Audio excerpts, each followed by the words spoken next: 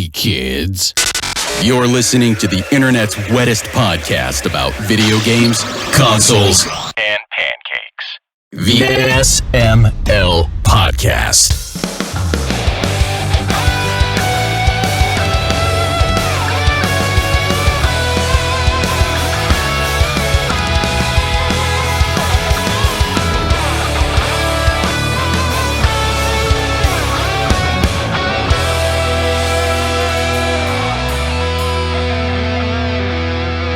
What's up, everybody? This is the SML Podcast. I am your host, Joe. Joining as usual, Cole. How are you doing?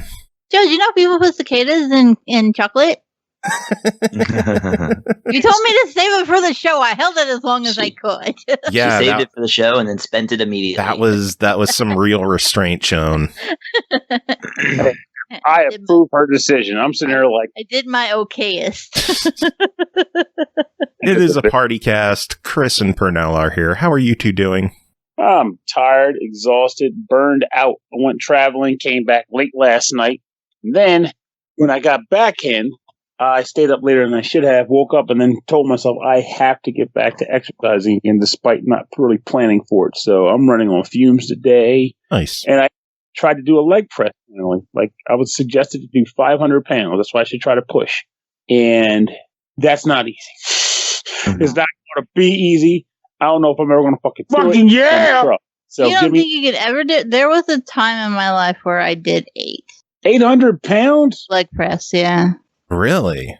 Yeah. Look, y'all see, I'm fat. You want to know what's as crazy as that? The fact that Carnage just subbed for his 11th month. It's not nearly as crazy as Cole kicking 800 pounds. Don't you change the subject. I did, though. No, I used to do a lot of hiking and kickboxing and all kinds of shit. And I wasn't always a broken mess that couldn't walk to the bathroom without a cane.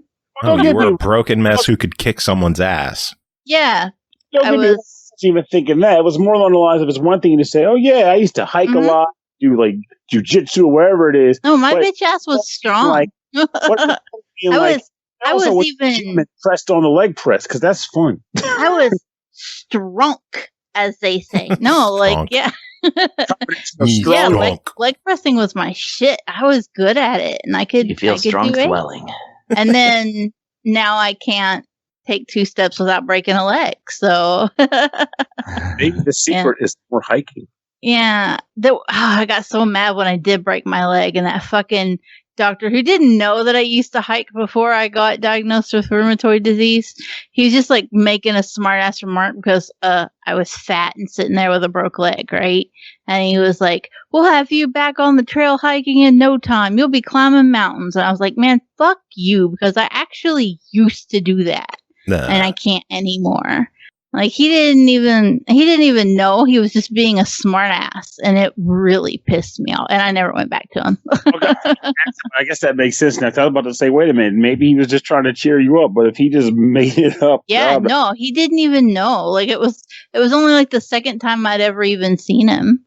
That does lead me to wonder, though, like what should he technically kind of said? Like you'll be back to going places in no time. That doesn't sound as engaging though. Yeah. Or speaking of going places, Pernell, you said you went on a trip. I'm going to try getting in all of the topics that we brought up as quick as we can, and hopefully, oh god, Coltrane just slipped on the chair and clawed me in the leg, so that felt great. No. Pernell, where was your trip? I went to Chicago. Group of friends decided to do we called it Reunion Con, which is essentially a thing that anime goobers call everything con, and I am amongst them, so that's not an insult. The idea was that, COVID is not over. Let's just get out the way right the fuck now. It's still going. People still deal with it. However, with the idea of actually trusting in this vaccine doing a fraction of what we're hoping, we were like, well, maybe we should try to, get together all vaccinated people and just engage and just be like, hey, we haven't seen each other in a long time. Let's meet up. So we all met at a park out in Chicago area and just kind of had a good day together. And of course, I got there early, so I spent a couple of days, just kind of lounging around like a hotel, like the hotel courtyard, talking about stuff here and there, and drank way too much. Because as you remember from that previous episode, I gave up most of the alcohol drinking aside from when I'm not home. So fun fact, if you go from not drinking for like 8 months to drinking like you're a con party boy in the age of 40. Yeah. Yeah, that's not good. It rocks. Something that is good. Root Beer's my jam sub for 25th month. Sweet. That is a lot of months. That's a lot of root beer. That is a lot of root beer. That's a lot of is. No, that didn't work. It totally landed. You guys just aren't funny anymore. Not funny anymore. Cicadas and chocolate. What the hell? Y'all didn't see that though? No, like, I didn't. When the cicadas were like doing their cicada thing that they do every 17 years, then like coming out of the ground to fuck, people were like, how can we eat them? And so they were like roasting them, and they were putting them in pasta dishes, and then some people were like full on coating them in chocolate. I saw some like fancy restaurateurs who were like making little chocolate discs with the cicada on top, because of course you want to see that you're eating a cicada. It's no fun if it might not actually be a cicada inside the chocolate. Can't just let these bugs have a good time. Yeah, they just, we had to eat them because it's what we do. Like we either, when an opportunity arises to interact with a new animal, humans try a variety of different ways of interacting with said animal, and the number one way is not suitable to talk about, but the second one's eating it. Oh, Jesus Christ. Super to talk about. Yeah, Now, see, I wasn't going to go there, but Pernell just couldn't leave it be. Pernell's got to talk about cicada fucking. The ones that somehow think people are out here banging cicadas. I don't know what world you guys come from, but people aren't banging. Damn them wings! There are How big are these things? They're not that like big. 3 inches or so, maybe 4-ish. Like Not that big. You gotta think, there are tons of people. Like people already eat ants, they already eat caterpillars and all kinds of random bugs by dipping them in something and frying them. So the idea of eating a cicada, while it may be like, oh, that's gross, if anything, that just seemed like the natural progression to me. Like, yeah, they're going to try to eat the damn things. I mean, they're there, they exist, they're not domesticated. So yes, they're going to try to eat them. That's Monsters of the dirt. Monsters of the dirt. Dirtsters. Oh my god. Seriously, I can't believe that people. Well, I can believe it. It's just depressing that people eat cicadas. Why would it be depressing though, as opposed to just like weird? Oh, I have to even like confess that this was the ones putting them on the chocolate disc. The reason I was so aware of this was because it was from a Cincinnati restaurant, so it's kind of in my area ish. Within that, Did you go? No, fuck no, hell no. Listen, I looked at the map of where the cicadas was going to be, and I saw it wasn't here, and I went, whew, and called it a day. That was the end of my experience with the cicadas. Those poor cicadas, they ain't asked for that. They just want to be respected and cooked. Oh, they I don't know, man. Oh my lord. So I got a new headset this week. Yeah, because yours broke like a motherfucker. Yeah, mine broke. It snapped in half. I had a PS4 gold headset. I've had that for a long time. The most amazing thing was, like, I've had it hooked up to my computer wired for years. Like, literal, like 2 years now. It still held a charge. I plugged it in my PS5 and because I found the dongle for it, and it still held a charge and worked. So it was strong up until its final days, but the band on the top snapped, and I ended up replacing it with the PS5 3D Pulse headset. So I got another wireless headset to use as a wired headset on my PC. General question, unless you never used it for said thing. Do you know if the PS4 headset worked with the PS5 though? Yeah, it did. That's good to hear, because lame factoid, I actually have a PS4 headset like that, but I've never used it. I've had it for, I don't even know how long. Color me surprised. I know you're totally shocked. Totally shocked. Totally floored. Totally. Floored. But like, I mean, I admittedly, in my defense, which is a hard thing to nail here, I only really bought it because at the time I had a friend who worked for the company, so the discount was very steep. And I was like, for the discount I'm getting here, what if I want to use it? It would be worth having. I'll be glad to have it.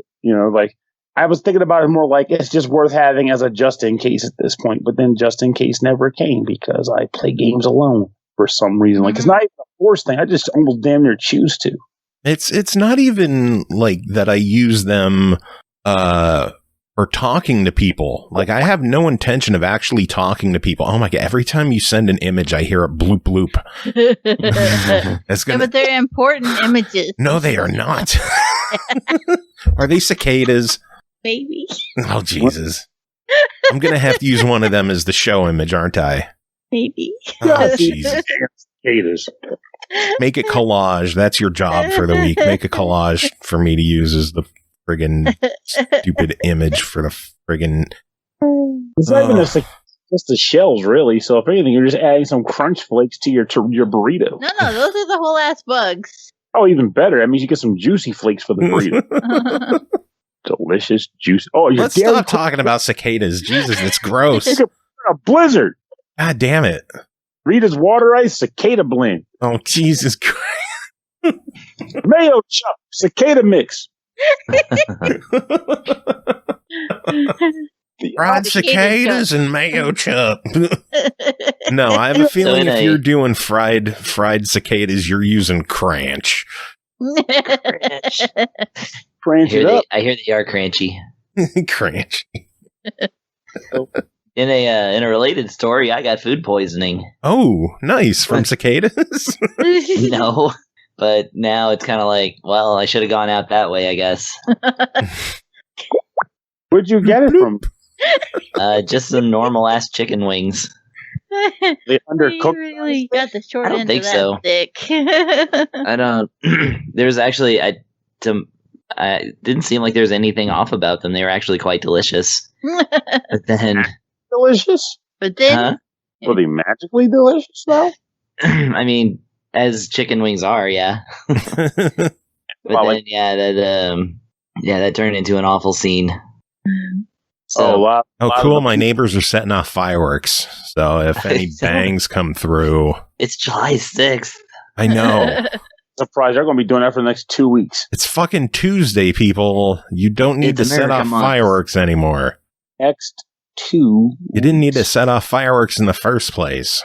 2 weeks. Whatever. I'm just going to say 2 weeks. It's just the thing. Although it is funny because like people will complain about people shooting off fireworks, before and after July 4th, but then they're like, as soon as it's March, it's Halloween. Ha ha ha. Lol. I am 100% that person. I know.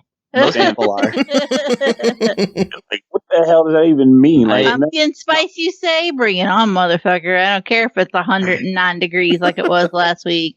So where do you get? Are you going out in costumes? Do you have a basket out? Take one. The kids on July 7th. Take one piece of candy.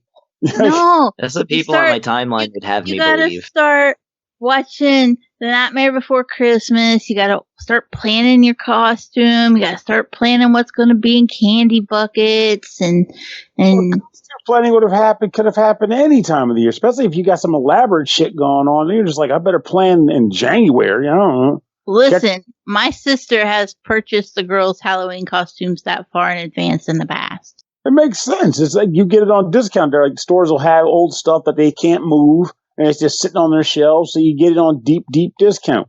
Well, And it's like, usually she orders like custom-made, really elaborate costumes. Like one year, number one was Evie Fry from Assassin's Creed, and so she orders like bit by bit. She'll get parts of the costume over the course of the year. Okay, so that makes sense. That's easier for the costume creator too. Mm-hmm. So, Well, let's tie these two ideas together. If you got chocolate-covered cicadas as a Halloween candy, do you think that would be well-received or not well-received? I don't think those would go over too well. No. See what they were. And yet, it's the perfect Halloween treat. Equal part trick and treat. Yeah. Some chocolate bugs, but you don't specify anything. And they'll go, ooh, that's funny. Gross things because Halloween's like, no, I actually was serious. These are bugs. But you don't Let them eat it. You don't These are tell bugs them, someone you just let randomly them decided have are okay to eat. And I bet they go over well, too. Be like, they won't know. All they're going to know is they're biting into with candy with a Halloween theme. I'm crunchy. You're going to end up on the local news like the one person who ever lost their shaving razor in a apple. Yeah, that didn't ever actually happen. It was just a dude that was trying to get insurance money on his kid. Yeah. Oh, I know. Yeah. It's And then, ridiculous. like, people are like, watch out for razor blades and candy. And I always wonder, like, when people are like, oh, there's, you gotta watch out for unwrapped candy. People will put dope and stuff in it. And you're like, who the fuck is trying to get rid of their stash like that? Yeah, Because no one is giving away is drugs. so That shit is too expensive. Seriously. Yeah. But my And chocolate, without really? even telling the person. Like, they usually sell it. But then again, I will go with this. The one thing I can give, like, people will say, who's giving away drugs? I mean, people pay for it, like we all were saying just now. However, you underestimate people who just like to say, fuck you, and just do it because they like the idea of someone being like, whoa, I feel weird, man. I didn't expect that to happen. Like, wouldn't it be cool if some kid ate a Snickers and then got high off of it? He doesn't know, so he's like, what's happening to me? Let's elaborately, like, plan and execute this instead of just thinking about it. Yes, people do that. People do that. That's what I'm saying. It's like, I'm not going to go so far as to say that I've seen it. I've never eaten a Snickers bar that stealthily had freaking weed in it. But I can't say I would not put it past a human being to go, man, that'd be funny. And I'm not really hurting for money right now, so I'll just put some weed I had in this candy. How would you even put weed in a Snickers bar to the point where it would be enjoyable? It doesn't have to be enjoyable. And still recognizable for what it is. Yeah, like you can't, like, ooh, dried leaf is in here. Like, no. Shout outs to the FBI agent who's listening right now. Thanks for listening. Yeah. It accentuates the flavor. Hey, someone might listen. Yeah, our FBI agents. They're always listening. Whether they're enjoying it is another story. But Revere said they used to give out beers to cool parents. There's a house on the route that we take our kids to, and like they set up a big grill station, and they have just cans of pops in coolers, and they hand you a hot dog, and yeah, they're great. Don't have any idea who they are, but their food's good. I had better luck with that than Chris did eating chicken wings as far as the risk of food poisoning goes. So. Yeah, food poisoning is always random. It's not to like. That's all I gotta say. Food poisoning is the best poisoning. Is it? Well, I mean, it's the one you're most likely to recover from. True. The other kinds of poisonings. Do you really want those? If you had to get one, you'd probably prefer the food. Mind poisoning from playing too many video games. Yeah. That ain't mine. That's mine. That's mine evolving. Mind poisoning. That's evolving the mind. But like, it's just, I don't know. Like for me, if I'm going to have to get poisoned from something, I'd rather it be something that tasted good initially, and it just made me puke a little while. You know what tastes good? Cicadas chocolate. It's good. Okay. The brand new SML Wet Pancakes Lip Balm. Oh boy! Is it actually flavored? Yes, it's pancake flavored. I didn't think it would be flavored. I just Why wouldn't it be? I don't know, because you got to figure out how to get the pancakes in there. How do people? The same way you put the weed in a Snickers bar. Yes, you use a syringe and you put maple syrup directly into standard chapstick. Then you put a new label on it, and perfect. Now we're talking. See, I mean, pancakes originate as a powder anyway. But why would they waste good maple syrup on lip balm when they could just, eat the maple syrup themselves? I don't understand. Pancakes are like $10 for $1. Lip balm's like $5 a stick. I would just keep going with the theme. Come on, Chris, you gotta go with me. Say you profit more off of putting a little dab of maple syrup in lip balm. True. I'm not an economics guy, but this is like the one thing I know. And you're right about chapstick being about $5 a stick. People are asking how they can get it, and that's how you can get it. $5 a stick. Shoot an email to the SML podcast at gmail.com. And give me your info. $5 for a stick, or you could get 3 for $10. That's shipped. There you So go. Delicious. I'm not really making any kind of money on this. I just thought it would be really cool to have and give out to people. And if people are really interested in getting a little keepsake, shoot us an email. Or if you have ridiculously chapped lips and you need to take care of that shit, there you go. If you have This dry is a lips good and way you to skip do it. breakfast. And it's legitimately good lip balm. It's made by Bunnies and Cream. They're based out of I think Baltimore. How they get the yeah, Baltimore. They shave them and then grind them up. Oh, okay. Oh, dear. Yeah. See? That's economical. Yeah. No, I've bought their stuff at MagFest for years, and on a whim, I'm just like, hey, do you guys do custom labels? Like, do we do custom lip balm? Yes. So we have wet pancakes flavored lip balm with George's face on it, and you can buy it. Root So beer's again- right. We need a George commercial Yeah. for the lip balm. Yeah. I'll have to talk to him and see if he could whip something up. He's going to be busy. He's got to whip something up for SML 700, which is God right around damn. the corner. Just have 600? We're almost at 7. Mm-hmm. Oh, he's like a motherfucker. Yeah. I did not see that coming. Yeah. Did You you need guys? to incorporate the Flavar type joke in there somewhere too.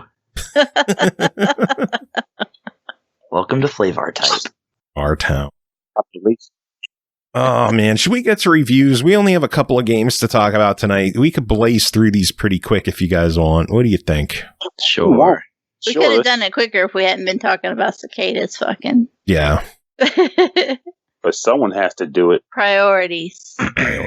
First game to talk about tonight is called Scarlet Nexus, developed and published by Bandai Namco, released June 25th on Xbox One, Series X and S, PS4, PS5, and Steam for $59.99. Choose between 2 elite psionics, each armed with a talent in psychokinesis and their own reason to fight. Complete both of their stories to unlock all the mysteries of a brain-punk future caught between technology and psychic abilities. Pernell, tell us about your time spent with Scarlet Nexus. Okay, so this game is actually like, so Bandai Namco is a company that does a lot of like anime type games like this. So it's almost par for the course. I at first glanced at, okay, this is going to be the usual spiel, characters filling anime tropes, blah, blah, blah, typical plot line that falls within a narrative like of an anime narrative. But I feel like with this game, they actually did a pretty cool job of like putting together like an action combat system, which is what they're pretty much driving on with this game. But it also follows a pretty deep narrative too to go along with it. So it's like you're playing a show that did all the work for like getting like, building relationships between the characters and all that. But then they give you this cool ass combat system. What the fuck am I talking about? Well, this game takes place in a world where there's like these monsters or these otherworld invaders called the Others that are being defended against by a group called pretty much like the OSF. And these people, these OSF members, are all people that were gifted with a specific type of like kinesis, like psychokinesis, pyrokinesis, electrokinesis, more kineses than I ever knew could exist. They might not. They could have been made up for this game. I don't freaking know. But the point is, there's a lot of kineses, and these young individuals all seem to have some sort of it. They get drafted into this military group where they will work together to combat this otherworldly threat. Of course, there's something going on behind the scenes too, so, get ready for that. Now, as you play the game, the beginning, you have to choose between 2 characters. I chose Kasani Randall as my primary go-to character because, girl character. But also she fights with telekinesis psychokinesis, manipulating daggers. So I liked her fighting style the best. Whereas the other characters mainly focus on like melee sword combat with a light psychokinesis ability. So what ends up happening is when you're going through the game, you fulfill missions for this company, this OSF company or organization.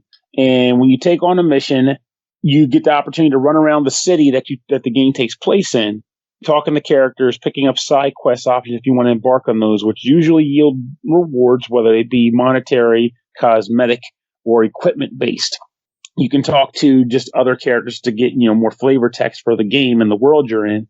Or you can then go to the world map and traverse to one of the various environments as you unlock them. That's where the majority of the combat will take place, and the combat is freaking swank.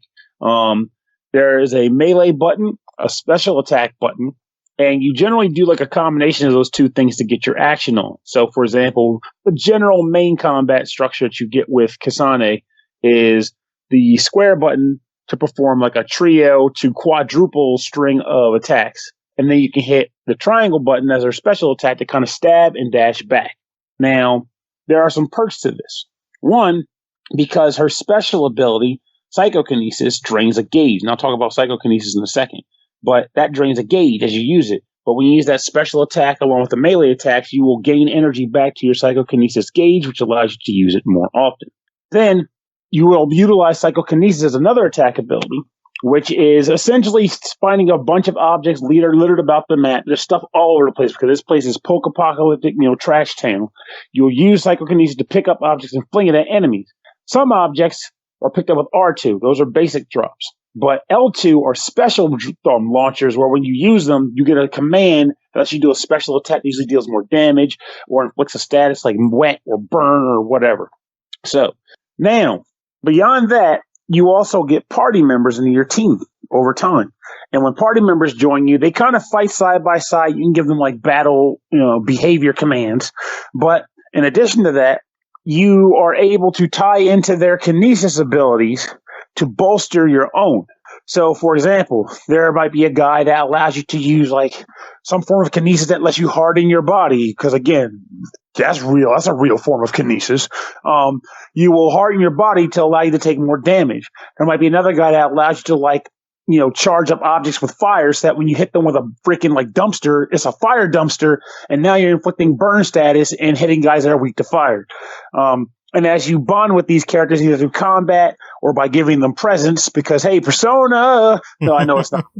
They don't own the rights to this, but I had to make the joke. It'll allow you to build up bonds with these characters, see story scenes that aren't always light and fluffy. Sometimes there are story scenes that they'll deepen their bond, but not necessarily in a way that makes them like close friends or something. But as you expand, as you go along and deepen these bonds, you'll gain new abilities and buffs related to those like perks. And the last thing, as far as like general character building, and of course my favorite, because me importing stuff, is there's a brain map.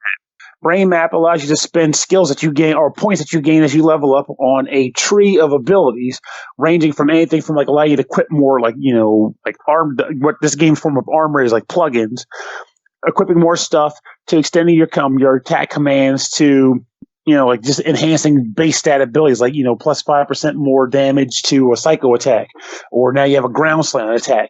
So a lot of different things that open up, and they expand as you play the game, which is kind of cool. So don't go into the game seeing the brain map and thinking, well, I can max this out pretty damn quickly. Because no, it will expand as the game opens up. So you will get new abilities you can purchase as well. I honestly find the game to be pretty solid. Like the voice work is done very well. The story scenes are generally done with like a comic book style where they'll drop panels and they'll kind of slide the panels around while the characters are talking. It's very entertaining and engaging. I'm sure some people might look at this and go, I'm playing a PS5 game. Why is it all animated? And there are scenes that are animated, but I am a sucker for like artsy styles of presentation, particularly the comic book style when done well, or the panel style. And I think this game does that fairly well. Combat seems simple at first, and I wouldn't go so far to say it becomes complicated, but there is enough to it that you will need to adjust and grow with it, especially if you step away from the game and come back after a while. But thankfully, there is a pretty decent library that's available in the main menu, or the pause menu, that lets you review all the stuff they teach you about combat and gauges, and your super meter, which is basically take a lot of hits, and now you're like kind of like jacked up and you're speedier and doing more damage for a short period of time. All these things, it kind of gives you a bit of an info dump when you need it. In the end, because I know you're probably like, trying to wrap this shit up. No, I'm interested in hearing it. I dropped the money on this one, but I haven't played it yet. I haven't had the time for it, so I'm eager to hear that you're really enjoying it. Yeah. If anything, if there was only one gripe I had about it, it's kind of par for the course with these kinds of games, or like many games as of late, which is that combat's fun, interacting is fun, but when you go to a dungeon environment, much of the time it's going to be corridor, open room, fight some dudes. Corridor, though there will be a stairwell, there might be some stairs going up and down. There's a lot of like narrow environments that lead to rooms, but you also do occasionally come across environments that at least seem more open. Even if you really look at the map, it really is just like a big rectangle instead of a big square. But at least from a visual perspective, it stands out as being a little more different. But I just wish a lot of these kinds of games would, I don't know how they would even do it, mind you, so don't quote me. Maybe actually I do know, fuck that.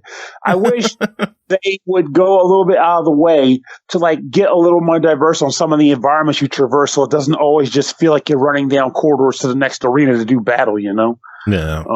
But I mean, I get it. They're working on all the stuff they're more focused on. In a sense, just the conduit to get to the next battle isn't such a big deal to them in that sense. So I don't know. But if someone's listening and they're like, this guy might be onto something, let's come up with some sort of scenario, such as like, multi-tier battle zones and stuff like that. That would be pretty nifty.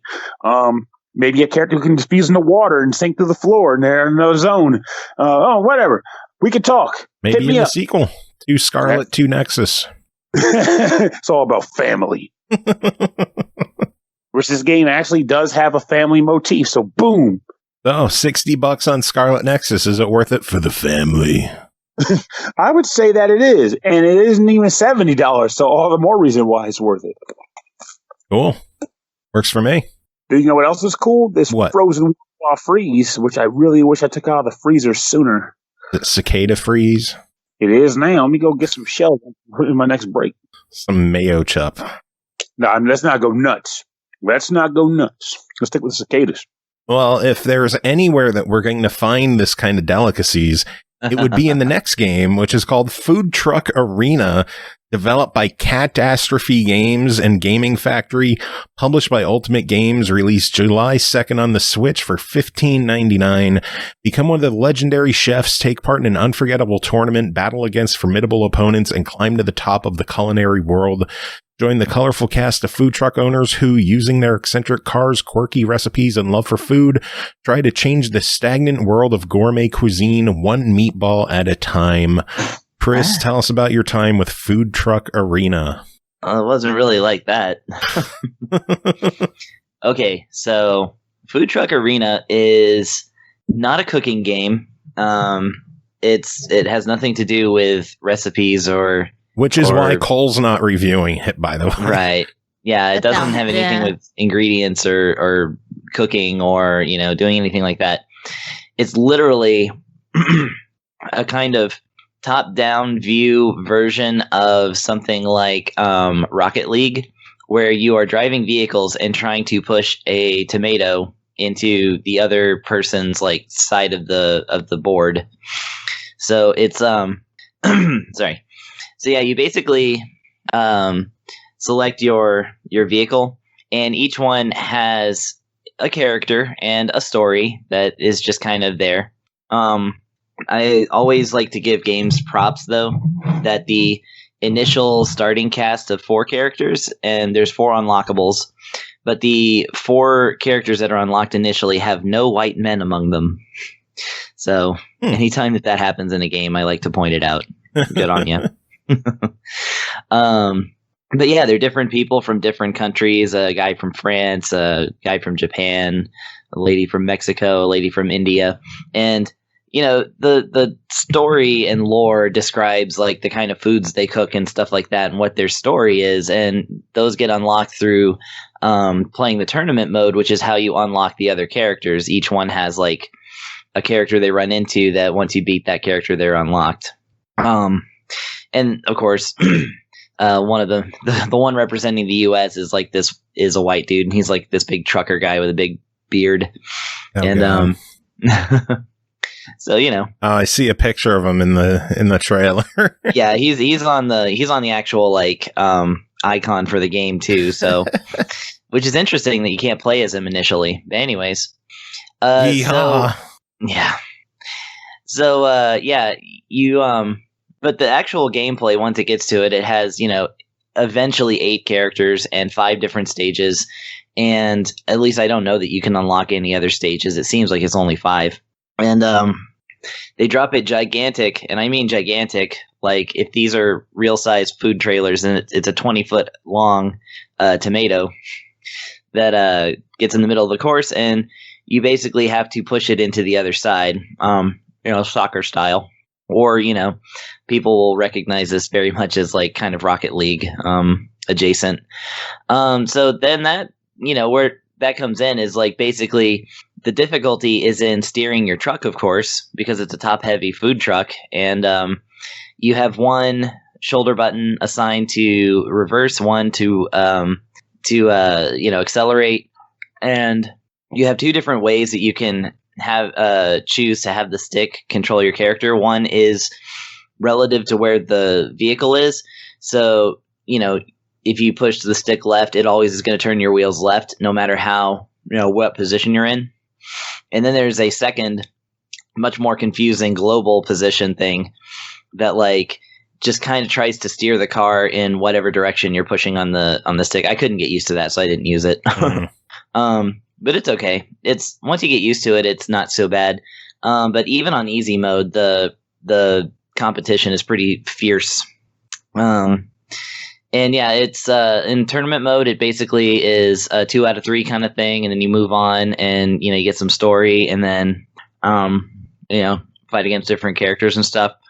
And then there is a match mode where you set up either a single player or a up to 4-player multiplayer, like a single match, and you decide on the rules, the amount of points, whatnot. And the interesting thing about that is that the only way that you can play this game multiplayer is through the single match system. So you can't tag team with somebody to do the tournament mode. Therefore, you can only, even though this very, very much seems like a game geared towards multiplayer, pandemonium, you can't unlock any characters unless you play all the way through in single player tournament mode, So that's interesting. And yeah, like, I do kind of like the unique tools that everybody gets. Like your French guy gets freeze, where he can shoot a freeze ray that freezes everybody for a couple of seconds if it hits them, and that's always fun to use. So if they get too close to that tomato, you can turn them into a block of ice. Rio, the guy from Japan, has speed, so he can like boost, which is very handy for kind of getting that tomato out of the corner that it's inevitably going to end up in as you're trying to fight over it. Marisol, the ex luchadora from Mexico, has tongs that come out of her food truck that has a sombrero on top of it, and with that, you can like kind of push the tomato without having to run into it directly. And then, of course, Tanvi has the most annoying one, where she, at least if you're playing with other people, I think the computer kind of has it figured out, but if you use her superpower, then it causes everybody's controls to be reversed for a few seconds. I hate that. So it's a pretty cool concept. I think the whole food truck part of the arena is really just there to be like, this is something a little different, and here's why. The food thing doesn't enter into it. Like, it's funny because, like, when you lose a match, it's like the audience hated your dish, or like the audience loved your dish if you win. And I'm like, what? That isn't at all what I was. Yeah, I was pushing a tomato into a wall. Like, I mean, that is probably one delicious step above putting chocolate on cicadas, but let's not go back there. $15.99. Crunch. $15.99 on Food Truck Arena. What do you think of it, Chris? $16. I got to give it a try. If it was $10 or less, I'd say definitely worth checking out. With some friends. It's definitely a kind of tournament. Its best use is definitely as a tournament game for 3 of your friends, where everybody likes to play games where the vehicles are hard to control and try to push a thing into another thing. I mean, there is an audience for it.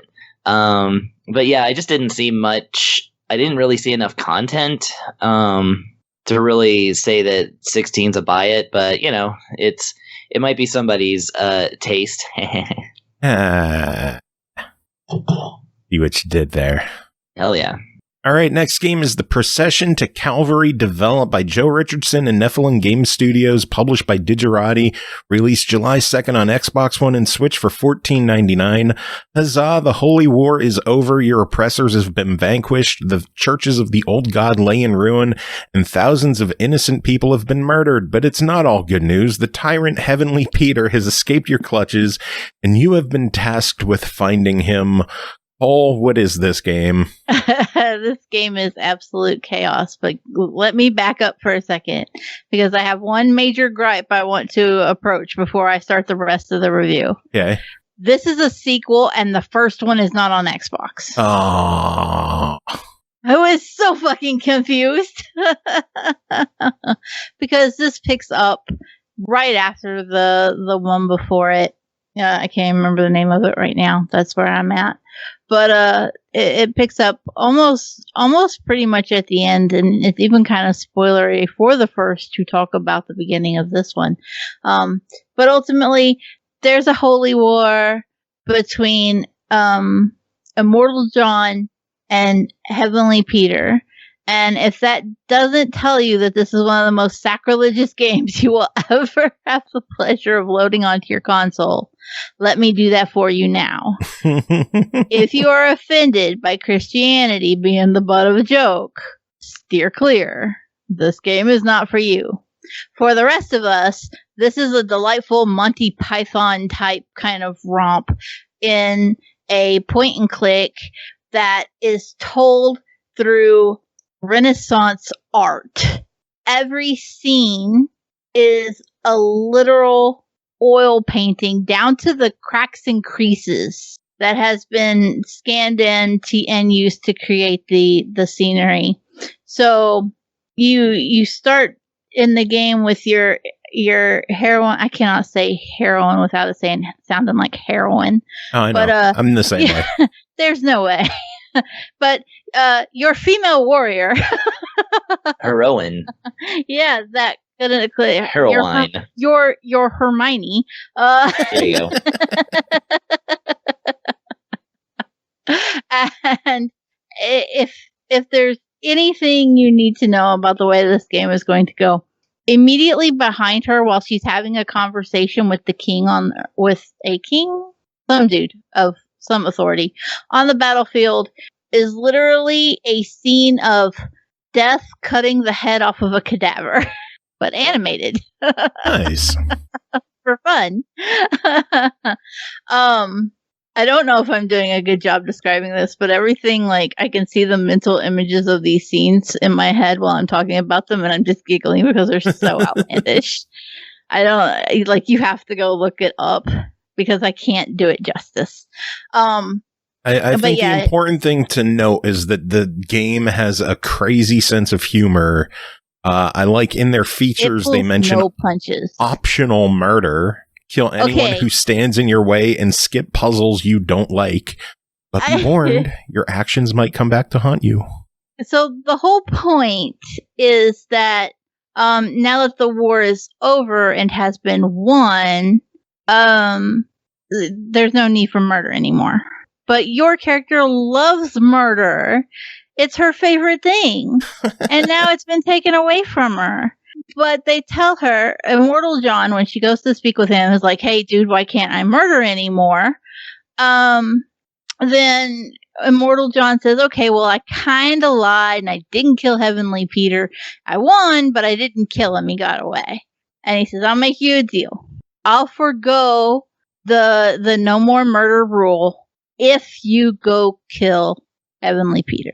So your whole point and click quest is to just solve all these different puzzles and get through them. Ideally, you should do it without murder. You've only been told you can murder once, and murdering may result in situations that are less than ideal. But also, you get struck by lightning every time you did it. I did it a couple times just for the jokes.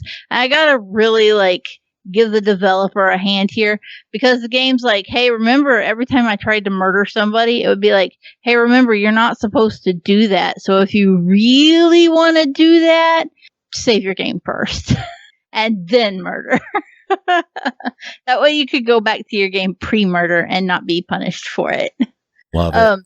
I have to give them credit for like breaking the fourth wall and being like, but go ahead. So that was a lot of fun. The humor, for the most part, most of the jokes land. There's a few odd ones. There's always going to be one or two that kind of falls flat, right? But for the most part, I'm not even somebody who like enjoys potty humor and stuff, and there were still a few where I was just like, okay, I giggled, I confess. Okay, that got me. Like, I may have like poked the skunk repeatedly to make it fart. Okay, I'm proud of you. It was funny. It was funny to make the fucking skunk fart. Yeah, damn right. Sometimes you just gotta have a laugh. Yeah, the game is not for the faint of heart. I will say that. There's a lot of torture. Even if you're not murdering people, there's like people being spit roasted, not the sexy way. God. Oh, over fires and stuff, and being crucified. And it was one of those, like, I loaded it up not thinking anything about it, and within the first couple of scenes I was like, oh, can't play that with the kids around, and had to shut it down and play it later after everybody went to bed. It's M-rated, so yeah. I wasn't thinking it was that bad. There's definitely a few where I was like, oop. I think the first time I really got thrown off and was like, oh, I should not be playing this with the kids around, was there were men wrestling nude by the boat that I needed to get onto, and like, meh, whatever, right? But there was full on pubic hair between the butt cheeks and stuff. I was like, yeah, I'm gonna turn this off for a while. Beautiful. Well, the game is, I loved it though. The game is $15. What do you think of it? I absolutely think it's a buy it. I think it's great. I also want to point, it is kind of short. I want to point that out. It's only about 3 hours long. But I want to give the developer one more round of applause. They full on published a walkthrough on Steam themselves. Nice. Yes, please. More developers should do that. Thank you. Cool. Sounds good. Yep. All right. Next game to talk about is called Onirike, developed by Devilish Games, published by BadLand Publishing. Released June 29th on Xbox One, Switch, and PC for $14.99. Dreams are fed by our own desires, and this is what we call until they become real. But have you ever wondered what happens to dreams that never come true? Pernell, what is Onirike? So Onirike is a game that for a while I seriously thought was the main character's name, even though they said his actual name multiple times. The character's name is Pietro, by the way.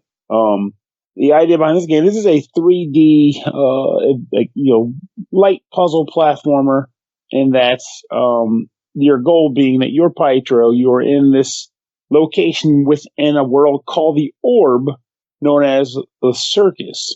He's there, his memory's kind of hazy, he just kind of exists there day in and day out while the circus is active, being just like wacky people doing circus type things.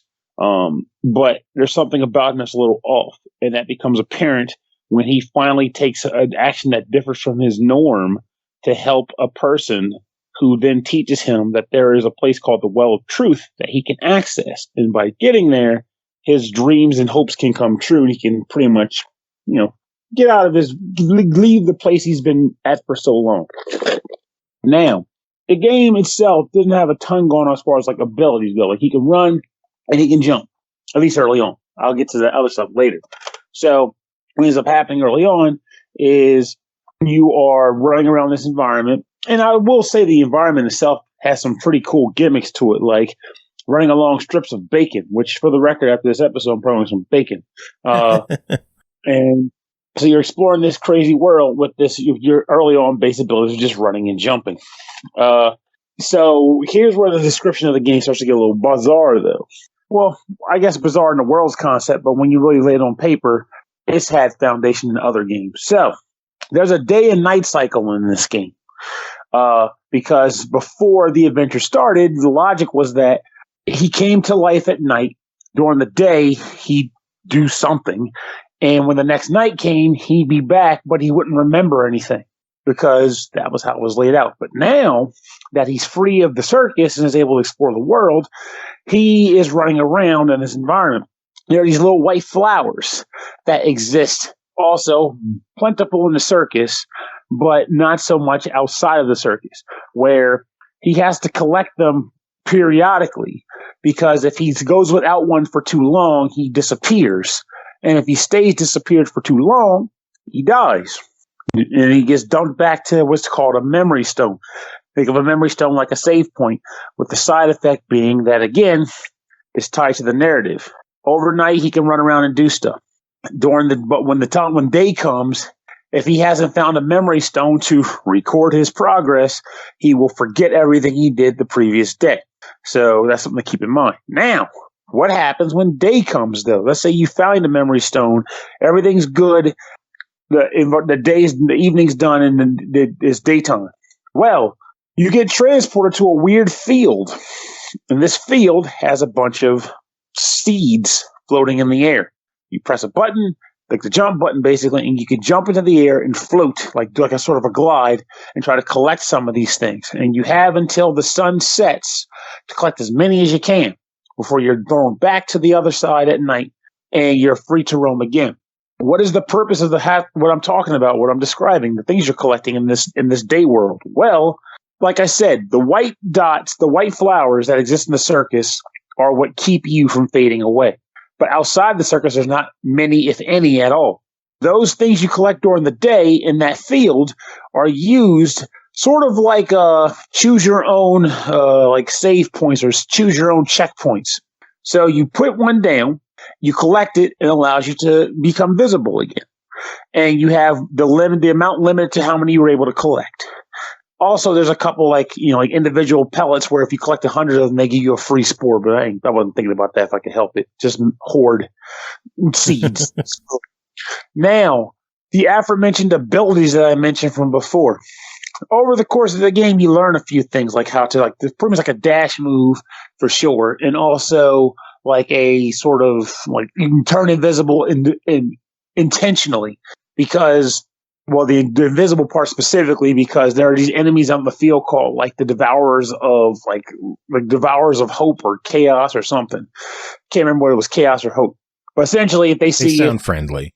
They're very friendly. They just want to give you a slashy hug. If they see you, they'll rush you and they'll try to kill you. So one way to avoid them is by going invisible intentionally. However, of course, that does adhere to the rules of the game, which is it costs you. Like every time you use one of these abilities, you'll go invisible immediately, whether it's because you wanted to or otherwise, and you'd better have a thing to spawn or be near one you've already spawned, or else you're kind of fucked.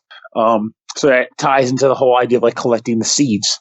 Now, it's interesting that this game sounds really cool at its core. Like it has some cool elements to it. The exploring is great. Everything about it is very Tim Burton-esque and weird. I like the artwork. The music is good. So what are the problems Pernell could have with this game? Well, have a seat. First, though this one's kind of small because it's nestled with a compliment, is that the game has a cool like narrator who kind of tells the story of Onirike, kind of like similar to like a narrator for like a children's storybook. But however, there's two weird things about this. One, depending on the situation you're in, sometimes they'll just repeat a line she's already said over and over again, just because you're kind of stuck in the place. Like, for example, at the very beginning of the game, if you're in the circus and you haven't figured out how to get out yet, she'll just randomly repeat the same line, which is like, for some reason, he always felt like he was different from the other members of the circus. He always felt like he was different from other members of the circus. But the one thing she wouldn't repeat was the dialogue about the guy that needed to specifically interact with in a specific way to trigger an event, which would have helped me to realize, I could probably do that. And that might make trigger the next thing for me. So I was kind of annoyed by that. The second thing regarding her dialogue is that she's a narrator. She is speaking, but there are also words showing up on the screen in the form of subtitles for people who can't hear. But for people who can hear but still see subtitles, sometimes you kind of get a little confused if the subtitles don't say pretty much exactly what the narrator is saying. Yeah, I noticed there's a lot of times where the subtitles won't match either that, or like the subtitles will go quicker than the voice is going, so you don't have the proper subtitles on the screen while they're talking. They really needed to put more work into getting the script right and getting the voice to match the script, because it throws me off so much when the words don't match the subtitles. It fucks with my head. It got me quite a few times. Like, this is freaking annoying. But if you were to kick those two things aside, or even better, if the people who made the game go in and patch it and, sync it all up, that wouldn't be a big issue. But that, as it is now, is a very big annoyance for me. In addition to that, aside from the dialogue stuff, the platforming itself can also just be kind of rocky and touchy. So there are a number of areas in this game that require what I genuinely would consider to be precision platforming. Not necessarily if you fall, you'll die, but if you fall, you'll lose a bit of progress, in the sense that since you're constantly on a clock, whether it be because night's going to day or because you're running out of visibility time, if you screw up a jump while going through a platform section, it feels a little bit more annoying than average, because, you could put some extra seeds around just in case you screw up. But then you kind of ultimately feel like you're wasting some seeds, too. Like, I wanted to only use seeds when I was about to disappear. So I was like, okay, well, good time to use a seed. Now let's keep moving. But if I got to be like, this is the place where I've fallen 5 times, maybe I should put a seed here. like, there's something a little irksome about that. Like, somebody might be hearing this and going, well, I mean, they give you your own checkpoint thing. You don't have to worry about it. I was like, well, I'm like, yeah, but I feel like this is one of those cases where that should not be the case. I'd prefer tighter controls. No. It's less likely for me to screw up a jump, and it's more likely that if I screw up a jump, it's because I screwed up. And the last thing that bugged me about the game, though some people might be happy about this, is that the so-called threats aren't really threats at all. The Devourers of Chaos, if they see you, they will run after you and attack you. However, if you just keep moving, they go into a swipe animation that will always miss you. Like, they are not a threat. You just outrun them, or you'll just outrun the swipe. I've never been hit by one despite being chased by them plenty of times. So I don't know. Maybe a patch that just like shortens their animation so that they legitimately can hit you if they come close to you. But then I'm sure somebody else might be hearing this and going, well, this game's too hard because if they see you, you're as good as dead. But I don't know. As it is, they're not really a threat, which means I guess you can at least focus on the platforming and item hunting exclusively in that regard to look for those key fragments. But I feel like if you're going to put a threatening enemy in the game, it should at least be actually threatening. So, No. But so I guess you're probably with that dejection sound. It sounds like you kind of already have an idea of where I'm leaning with my verdict. Yeah, I kind of have an idea where you're going. I didn't really mind the game that much myself. I wasn't like the biggest fan of it, but I didn't hate it either. It's just kind of like a middle of the road game for me personally. But $15, what is your verdict on it? Honestly, what you described is fairly similar to what I think. Like, I thought I was waffling over the idea of giving it a deny, but to say deny it would have implied that, I just put the game down a strip, so screw it, I'll do the review with what I got. No. But what ended up happening was I still played it. I still was caught in the idea of like, I want to get this pizza completed. I want to run on these sausages. Oh, I want to get the next ability. So like I was engaged and I wanted to see the next thing. It's just those issues are like deep issues for me, which puts them on like, I'll say try it, but it's a low end try it. And if they can work on some of those kinks, it would totally step up. Because it's not unsalvageable, and even what's there has its perks. Well, can't all be winners, but I understand where you're coming from. Yeah, see, I'm not unfair. I'm just that guy in the bushes. Yeah, that's creepy. One final game to talk about tonight is called Super Destronaut DX2, developed by Petite Games, published by Ratalaika Games, released July 2nd on Xbox One, Series X and S, PS4, PS5, Switch, and Steam for $4.99. Super Destronaut DX2 is a retro space shooter with multiple modes. Test your abilities with the challenges or try to beat your high score in the arcade modes. Play against the clock, the more classical 3 lives, or even with limited bullets to see how many aliens you can destroy. Dodge and shoot enemies to the victory. This time they may not only come from above. Cole and Chris, you both played this. Who wants to start? I guess I'll go first since Chris is trying not to die over there. I'm watching footage of Excite Truck. Oh Lord. It's one of my favorite games. Terrible. So yeah, this is a sequel to an Alien Invaders type of shmup, if you will, where there's little pixel invaders coming onto the screen and you just have to shoot them. It's very simple, it's very neon, and it's a lot of fun. I appreciate that they've added several different modes and ways to play the game. One of the things is like there's a bullet mode where you have to actually count your bullets and you only have so many. And if you don't take out a certain percentage of the enemies before you run out of bullets, then you fail and you have to do it again. There's a hardcore mode where enemies are, they move a little faster, they take more hits. There's the classic mode, which is what everybody expects when they're playing an Invaders game. And then, just like that, I forgot what the other mode was. Time trial, where you have so long to take out as many enemies as possible. I appreciate what they were trying to do by having so many different modes. My biggest gripe about that, though, is I wish they'd worried less about the amount of modes they had and more about the enemy cycles. It gets really repetitive the way the enemies enter the screen and move around. And it got to a point where I was just kind of memorizing their movement patterns because it was pretty much on a loop. And as long as you could memorize that loop, the first part of it, you were gonna just continually keep blowing them away. Yeah, they kind of brought the enemies in. Well, they bring them in waves, and the waves are random, but the enemies inside the waves and what they do are not. Yeah. And there's still there's only so many movement patterns for them. They're still incredibly predictable.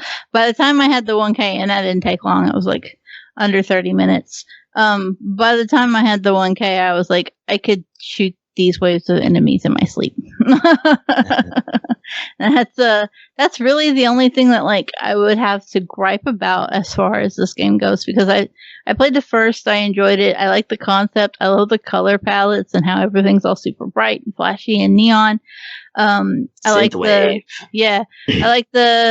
element where when you kill an enemy, sometimes it creates a ghost and you can't shoot around that ghost, and you have to watch out because if it hits you, it'll take one of your lives. I like that they brought all that stuff back, and it feels like they kind of wanted to build on it, but I don't know if they just hit a roadblock with the animations and how the enemies are presented or what. But I would have liked it just to mix it up just a little bit more. Chris, your thoughts? Well, I as a fan of the original Super Destronaut, I do like the directions that they're kind of going in. So it is basically that they have all those modes, and when you are playing through the stages, like the arcade mode, I guess you would call it, they kind of have you do 5 different stages with each one, with a different permutation of those time attack or bullet counting or hardcore kind of rules, but a little easier than if you were to play them in their own modes, and you can just play the modes by themselves. I like that on top of the regular shooting, they have a slow down everything kind of shot. Mm-hmm. That's really, really useful for bullet mode, because then you can just slow it down and shoot just one bullet for, each enemy and stuff. It's funny, after so many hundreds of thousands of points in the bullet mode, when I was playing it in its own mode, I eventually just had to take a dive because I was tired of playing it. Yeah. I did that a couple times too. I was like, yeah, I'm done. Yeah, I also platinumed on this one.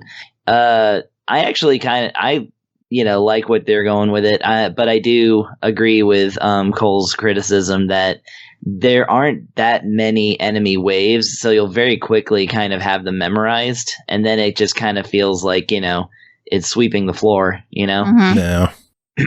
Well, the game is only $5. What do you two think? I say buy it. Yeah, I'm good with that. For the price, and it's a quick completion, but it's also a fun game, and you're gonna enjoy the little bit of time you do spend with it. Yeah, you might end up zoning out or something while playing it, but it's very good for $5, just like the first one.